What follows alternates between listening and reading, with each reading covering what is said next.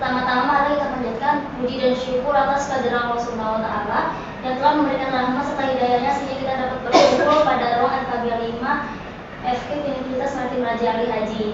Salawat serta salam berupa pula kita haturkan kepada Nabi besar kita Nabi Muhammad Shallallahu Alaihi Wasallam dengan mengucap Allahumma sholli ala sayyidina Muhammad wa ala ali sayyidina Muhammad.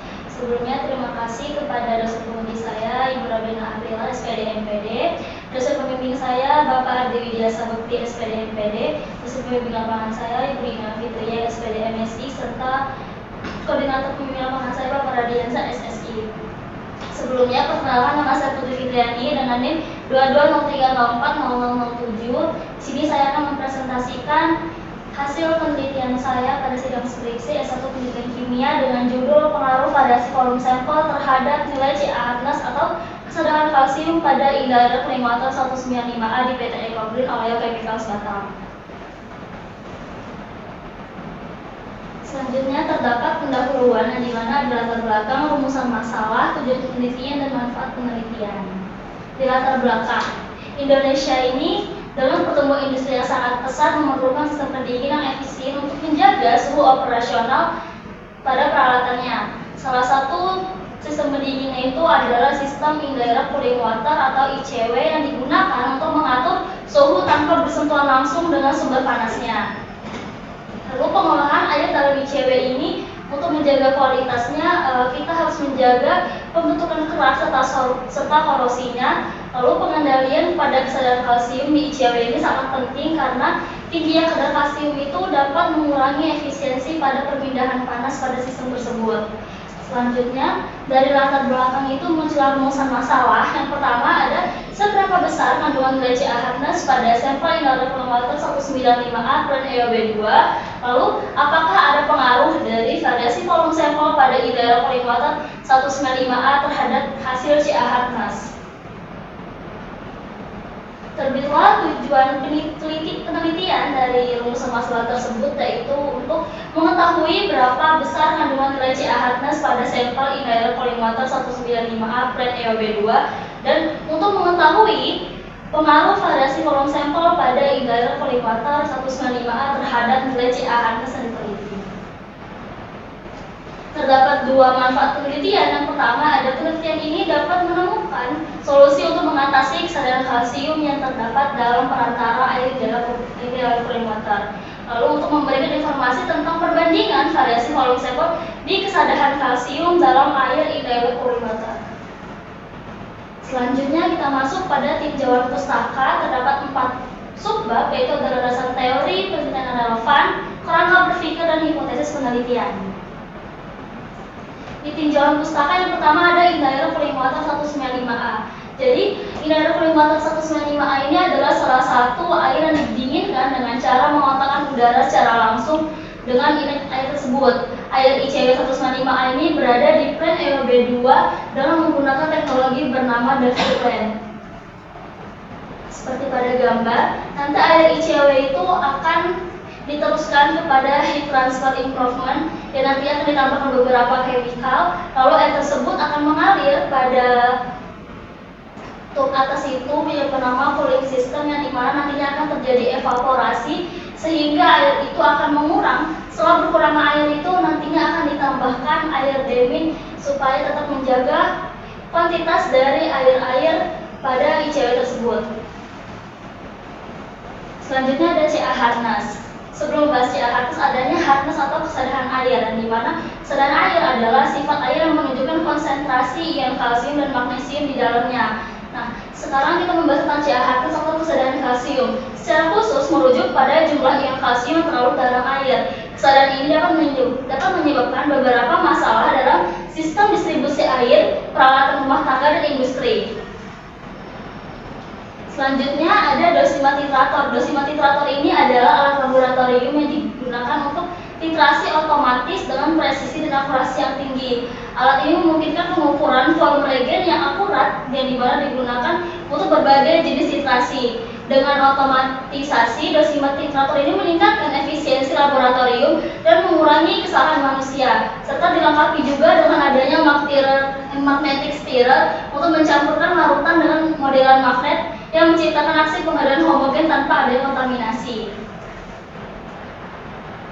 Selanjutnya masuk ke penelitian yang relevan. Penelitian ini didukung oleh beberapa studi yang relevan di sebelumnya, seperti penelitian yang pertama pada Syahla Mulyana dan penelitian kedua di Rekamani menunjukkan validitas metode titrasi kompleksometri dalam mengukur kesadaran air, serta studi Ulfa Saade yang menyoroti pentingnya pemantauan kesadaran pada kesehatan. Penelitian pada El Abba dan Herdina dan kawan-kawan menunjukkan penerapan metode ini pada berbagai jenis air dan solusi teknis untuk mengurangi kesadaran. Berbeda dengan studi sebelumnya yang dikaji langsung pada pengaruh variasi volume sampel 20 ml, 50 ml, dan 100 ml terhadap akurasi dan efisien pengukuran, sehingga dapat menjadi pengembangan praktis untuk optimalisasi analisis di laboratorium industri. Lalu masuk pada kerangka berpikir, yang dimana kerangka berpikir ini dianalisis dari latar belakang, lalu dilanjutkan dengan disangkut pautkan dengan penelitian yang relevan tadi, lalu muncullah solusi dari kami, yaitu variasi volume sampel dengan 20 ml, 50 ml, dan 100 ml. Lalu nanti pengaruhnya itu dilihat pada nilai CA itu sendiri, persen RSD dan persen recovery, yang nantinya akan dilihat sebagai efektivitas variasi volume sampel terhadap kualitas hasil pengujian CA-Harkness. Lalu volume sampel ini akan dilihat mana lagi yang lebih optimal untuk ditentukan, lalu untuk efisiensi waktu, penurunan bahan, dan akurasi hasil ujinya. Selanjutnya ada hipotesis penelitian. Terdapat dua hipotesis. Yang pertama adalah hipotesis nol, di mana variasi volume sampel ini tidak berpengaruh secara signifikan terhadap nilai CA-Harkness pada sampel in air cooling water 195A. Sedangkan hipotesis yang kedua itu hipotesis alternatif. Variasi volume sampel berpengaruh secara signifikan terhadap nilai CA-Harkness pada sampel in air cooling water 195A. Selanjutnya masuk ke metodologi penelitian atau bab 3, yang dimana tempat dan waktunya ini penelitian ini diuji di laboratorium QA PT Econolia Chemicals Batam, Kepulauan Riau, dan penelitian ini dilaksanakan pada bulan Mei 2024. Lalu dilanjutkan populasi dalam penelitian ini adalah air pendingin tidak langsung atau yang kita sebut tadi dengan indirect cooling water 195A yang terdapat di plan EOB2. Lalu sampel yang digunakan ini adalah ICW 195A dengan variasi volume sampel sebanyak 3 variasi, ada 20 ml, 50 ml, dan 100 ml. Lalu untuk jenis penelitian yang digunakan adalah eksperimen laboratorium dalam pendekatan kuantitatif untuk menganalisis pengaruh variasi volume sampel terhadap nilai kesadaran kalsium menggunakan metode titrasi kompleksometri. Lalu nanti dari situ muncul data yang akan dianalisis dengan menghitung beberapa perhitungan. Yang pertama ada molaritas eta, yang kedua ada kadar CA itu sendiri, yang ketiga ada penilaian presisi dari standar deviasi dan persen relatif standar deviasi. Lalu ada pengujian akurasi dengan menggunakan perhitungan persen recovery. Selanjutnya untuk instrumen penelitian, untuk di alat ada Erlenmeyer 300 ml, ada pipet ukur 100.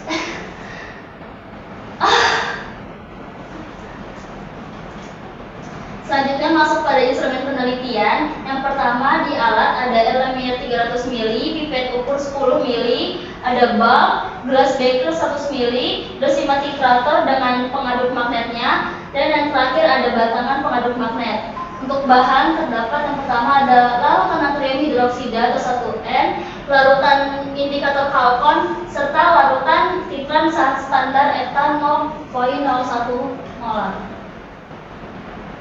Selanjutnya ada prosedur penelitian, yang dimana proses CA-Harkness ini pada ICW 195A yang pertama itu adalah dengan menambahkan beberapa variasi berat sampel. Yang pertama ada 20 ml, yang kedua 50 ml, yang ketiga 100 ml sebanyak 7 kali per variasi di dalam Erlenmeyer menggunakan gelas beker terlebih dahulu. Lalu yang kedua itu ada penambahan 5 ml larutan NaOH1N, lalu penambahan sedikit indikator kalkon, lalu dimasukkan pula lalu letakkan sampel tadi ke pengaduk magnet dan menggunakan batangan pengaduk magnet agar larutan tercampur sempurna atau homogen. Lalu titrasi perlahan dengan larutan standar EDTA 0,01 molar sampai muncul warna biru terang. Selanjutnya masuk ke hasil dan pembahasan. Sebelumnya ada pengenalan tentang Na2EDTA atau natrium etilen diamin tetraasetat, adalah garam disodium dari etilen diamin tetraasetat, sebuah asam poliaminokarboksilat yang terkenal dengan kemampuannya yang kuat untuk mengikat ion logam melalui proses pengangkatan. Struktur kimia Na2EDTA ini terdiri dari molekul EDTA yang memiliki 4 kelompok karboksilat atau min COOH dan 2 kelompok amina atau NH2 yang memungkinkan pembentukan ikatan kompleks.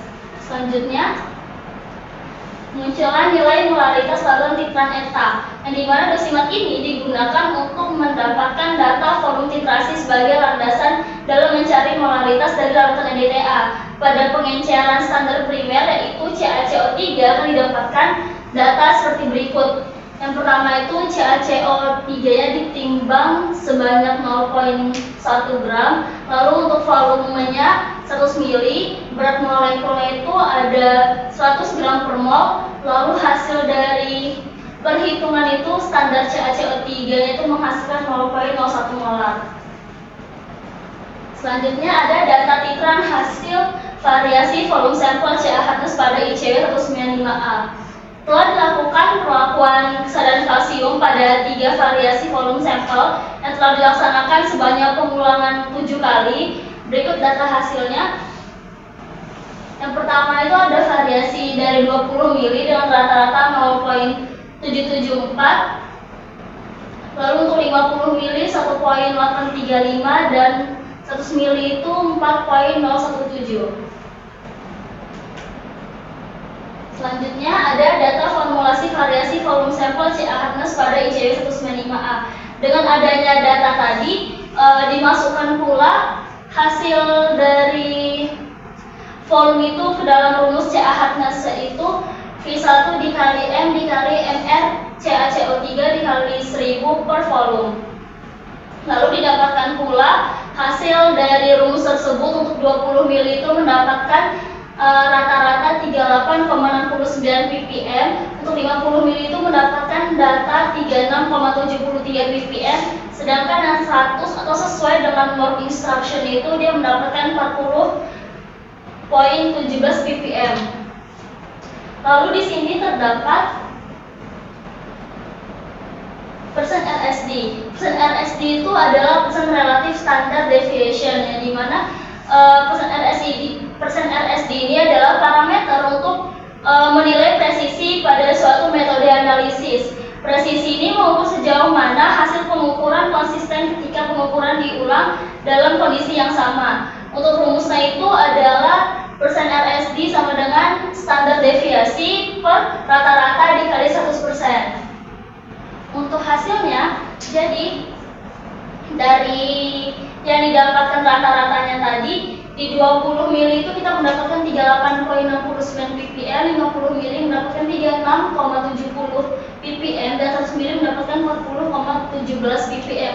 Yang dimana ketika dimasukkan ke dalam persen RSD, dia mendapatkan rentang dari 2,42%, terus ada 3,63% dan 1,85%. Untuk batas keberterimaan pada CaH+ ini dia terletak pada poin yang keempat di 0,001% sampai 0,10%, yaitu dengan batas keberterimaan persen RSD-nya adalah 3,7%. Jadi dari ketiga persen RSD pada 20 ml sampai 100 ml, dia mendapatkan status lolos, yang dimana dia dengan batas keberterimaan di bawah 3,7% persen RSD. Selanjutnya itu ada perhitungan persen recovery yang digunakan untuk menilai seberapa akurasi dari metode analisis yang digunakan. Akurasi ini penting juga untuk memastikan bahwasannya hasil pengukuran mencerminkan kondisi sebenarnya dan sampel yang dianalisis.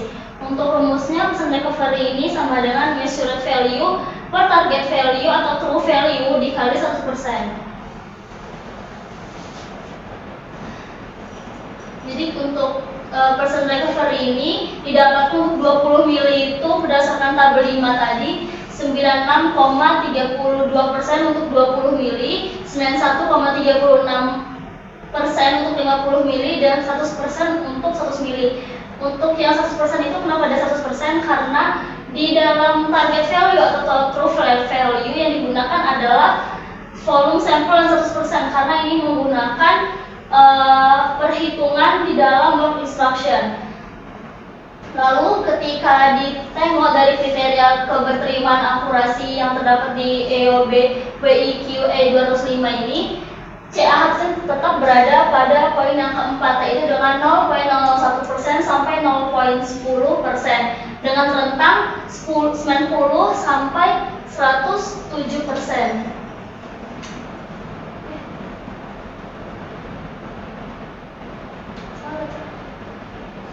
Woi, udah berapa menit nih? Hampir 20.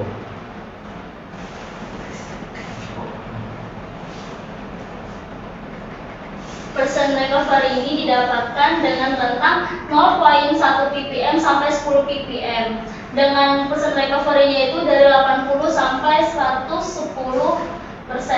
Nah, untuk variasi volume dari 20 mili sampai 100 mili yang mendapatkan status lolos.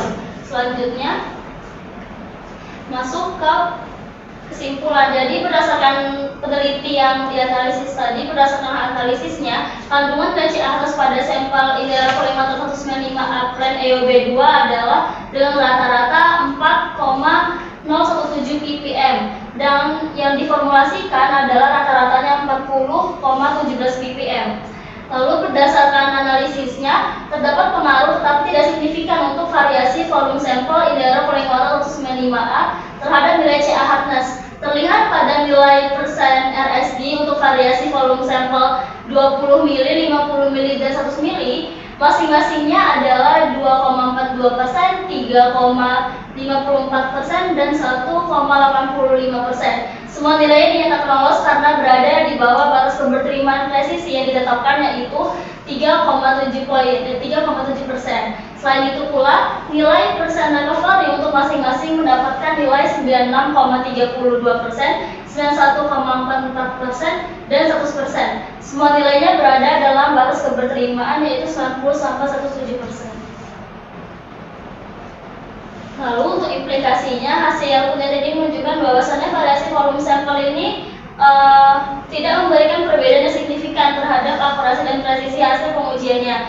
Implikasi dari temuan yang sangat penting ini dalam konteks operasional laboratorium karena memungkinkan penggunaan volume sampel yang lebih kecil tanpa mengurangi keakuratan hasil analisisnya. Lalu hal ini berdampak pula secara langsung pada efisiensi kerja laboratorium, terutama dalam hal penghematan waktu analisis, penghematan reagen titrasi, serta optimalisasi penggunaan sampel. Lalu untuk sarannya diharapkan untuk pengecekan kesadaran kalsium sebagai ditingkatkan agar sistem indera polimer ini tetap stabil dengan diceknya adanya korosi mikroorganisme yang muncul.